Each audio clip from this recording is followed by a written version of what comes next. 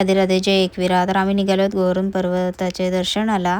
मागच्या वेळेस गेलेलो परिक्रमा करून घेतलेली, पण यावेळेस वेळ कमी होता तर परिक्रमाने केली. रिक्षामधून सगळे दर्शन वगैरे करून घेतले. खूप थंडी होती आणि सगळे दिसत होते परिक्रमा करताना. दंडवत परिक्रमासुद्धा करतात.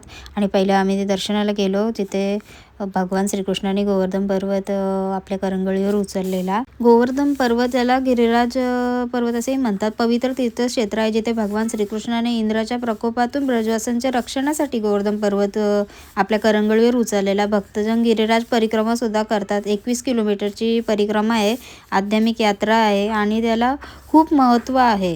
गोवर्धन पर्वताच्या कणाकणात भगवान श्रीकृष्णाचा वास आहे. हा पर्वत पुलस्त्य ऋषी यांच्या श्रापामुळे दररोज खाली चालला आहे, कमी होत चालला आहे.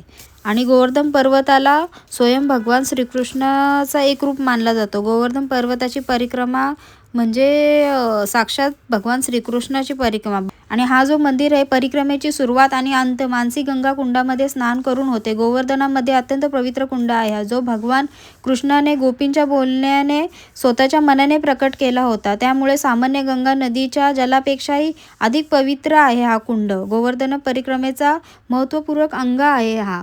आणि त्यानंतर आम्ही जरा दुसरीकडे गेलो दर्शनाला. अन्विक मस्त खात बसलेला. सकाळी उठतो पण लवकर, त्याचा काय अजिबात असं टेन्शन नसतो. अन्विकने खूप असं म्हणजे कमी वयात भरपूर देवदर्शन केले.